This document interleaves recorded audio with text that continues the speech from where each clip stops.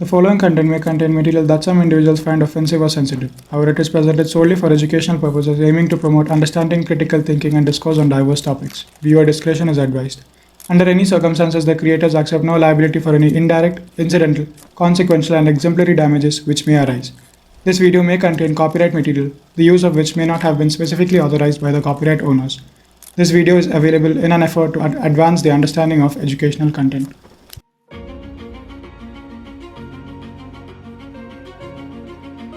India മഹാരാജ്യം സ്വാതന്ത്ര്യത്തിൻ്റെ 75-ാം വർഷം പിന്നിടുമ്പോഴും നമ്മൾ ഇന്ത്യയിലെ ഓരോ പൗരന്മാരും ശരിക്കും സ്വതന്ത്രരാണ്. അന്താരാഷ്ട്ര തലത്തിൽ മനുഷ്യാവകാശങ്ങളെ കണക്കാക്കപ്പെടുന്നതും ജനാധിപത്യ വ്യവസ്ഥയിൽ പൗരന്മാരുടെ ജീവിതത്തിന് ഒഴിച്ചുകൂടാനാവാത്തതുമായ അടിസ്ഥാന അവകാശങ്ങളാണ് മൗലികാവകാശങ്ങൾ.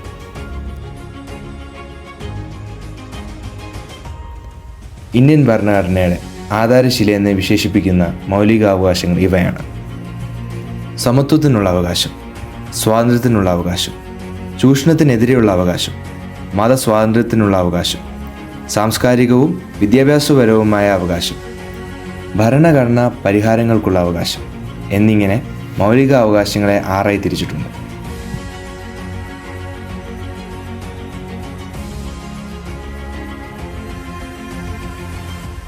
മേൽപ്പറഞ്ഞ 6 മൗലികാവകാശങ്ങൾക്ക് പുറമെ ഇന്ത്യൻ ഭരണഘടനയിൽ 7ാമതായി എഴുതി ചേർക്കപ്പെട്ടതും ഇന്ത്യൻ ജനാധിപത്യത്തിൻ്റെ സൂര്യ തേജസ് എന്നറിയപ്പെടുന്നതുമായ ഒരു മൗലികാവകാശമാണ് വിവരാവകാശം.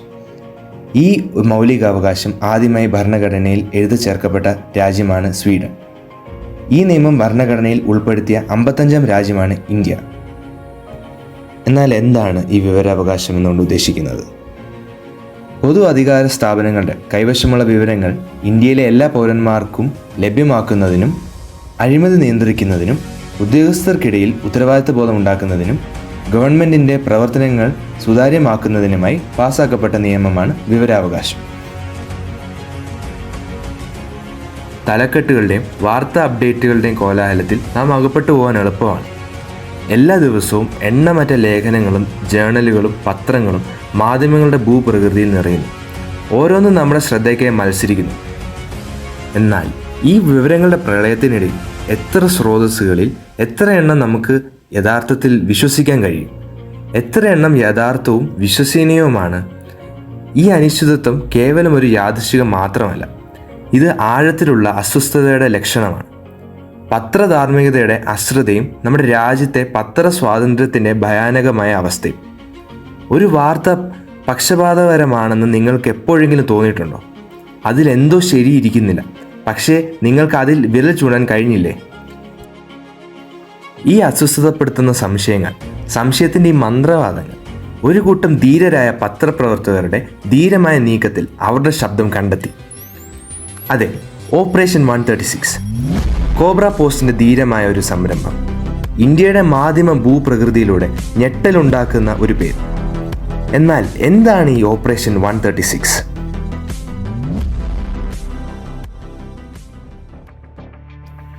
രാജ്യത്തെ പ്രമുഖ പാർട്ടിക്ക് വേണ്ടി വർഗീയ ധ്രുവീകരണത്തിനും കലാപം സൃഷ്ടിക്കാനും തിരഞ്ഞെടുപ്പ് ഫലങ്ങൾ സ്വാധീനിക്കാനും ഇന്ത്യയിലെ മാധ്യമങ്ങൾ കോടികൾ ആവശ്യപ്പെടുന്ന കോബ്ര പോസ്റ്റ് നടത്തിയ ഓപ്പറേഷൻ 136 മാധ്യമങ്ങളെക്കുറിച്ച് ഞെട്ടിക്കുന്ന വിവരങ്ങളാണ് പുറത്തു വന്നിരിക്കുന്നത്. കോബ്ര പോസ്റ്റ് മാധ്യമപ്രവർത്തകനായ പുഷ്പ് ശർമ്മ ശ്രീമദ് ഭഗവത്ഗീത പ്രചരണ സമിതി എന്ന സംഘടനയുടെ പേരിൽ വിവിധ മാധ്യമ സ്ഥാപനങ്ങളുടെ തലവന്മാരുമായി കൂടിക്കാഴ്ച നടത്തിയത്. എല്ലാ മേധാവികളും പണത്തിന് ഹിന്ദുത്വ ആശയങ്ങളുമായി ബന്ധപ്പെട്ട വാർത്തകൾ നൽകാമെന്നും രാഷ്ട്രീയ എതിരാളികളെ മോശമായി ചിത്രീകരിക്കാമെന്നും സമ്മതിച്ചപ്പോൾ ബർത്ത്മാൻ പത്രിക, ദൈനിക് സമ്പത്ത് എന്നീ 2 മാധ്യമങ്ങൾ മാത്രമാണ് എത്ര പണം നൽകിയാലും തങ്ങൾ മാധ്യമങ്ങളിലൂടെ വർഗീയത പ്രചരിപ്പിക്കില്ല എന്ന നിലപാടിൽ ഉറച്ചു നിന്നിരുന്നത്. ക്യാമ്പയിനിൻ്റെ ആദ്യ 3 മാസത്തിൽ ഹിന്ദുത്വ ആശയങ്ങളെ പ്രചരിപ്പിക്കുക, അടുത്ത ഘട്ടത്തിൽ വർഗീയ പ്രസംഗങ്ങളെ പ്രൊമോട്ട് ചെയ്യുക, തിരഞ്ഞെടുപ്പ് പ്രചാരണങ്ങൾക്കായി ഇവയെ കേന്ദ്രീകരിക്കുകയും ചെയ്യുക,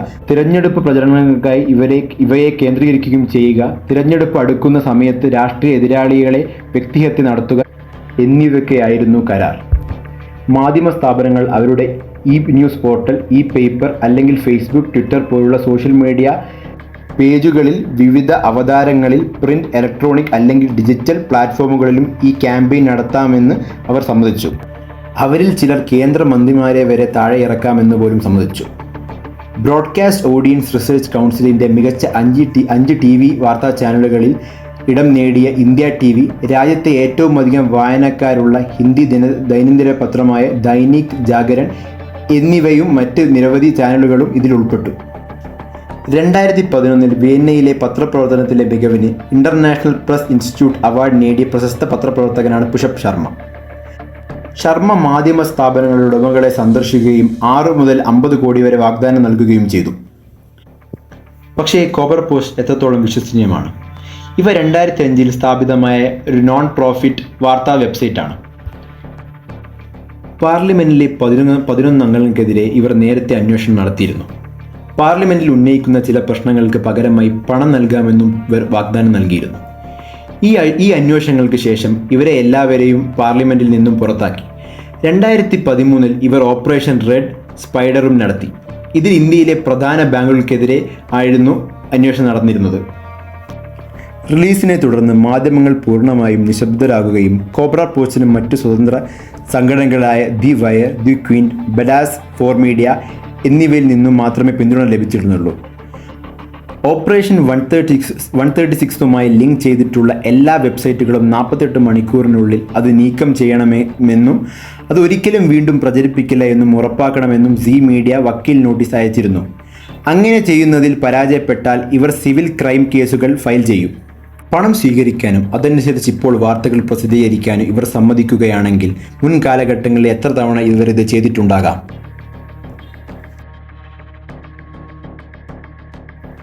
എന്നാൽ അമിതമായ പത്രസ്വാതന്ത്ര്യം ശരിക്കും നല്ലതാണോ?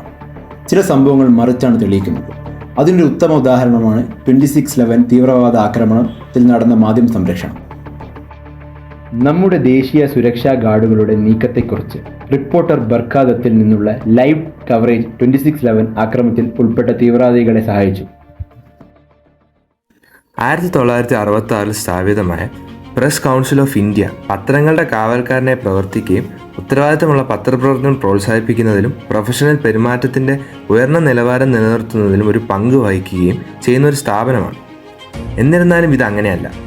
പ്രസ് കൗൺസിൽ ഓഫ് ഇന്ത്യ ഒരു കാവൽക്കാരനായിരിക്കുകയും നിരുത്തരവാദപരമായ പത്രപ്രവർത്തനത്തിനെതിരെ കർശന നടപടിയെടുക്കുകയും വേണം എന്നതാണ് പ്രശ്നം. എന്നാൽ സെബി പോലുള്ള മറ്റു കാവൽക്കാരിൽ നിന്ന് വ്യത്യസ്തമായി PCIക്ക് അങ്ങനെ ചെയ്യാനുള്ള അധികാരമില്ല. പത്രപ്രവർത്തന ധാർമ്മികതയുടെ നഗ്നമായ ലംഘനങ്ങൾ നേരിടുമ്പോൾ അത് പലപ്പോഴും ശക്തിയില്ലാത്തതായി കാണപ്പെടുന്നു. ഇത് അതിനെ കൂടുതൽ പല്ലില്ലാത്ത കടുവയാക്കുന്നു.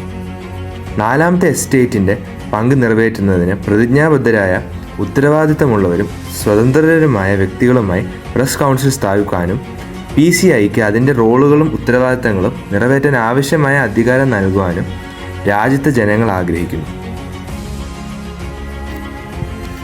Representation of the people act അഥവാ RPA 1951, conduct of election rules 1961, cable television network rules 1994 തുടങ്ങി നിരവധി നിയമങ്ങൾ മാധ്യമങ്ങൾ നഗ്നമായി ലംഘിക്കുന്നുണ്ടെങ്കിലും ഒരു നടപടിയും സ്വീകരിച്ചില്ലെന്ന് സ്റ്റിംഗ് ഓപ്പറേഷൻ തെളിയിച്ചു.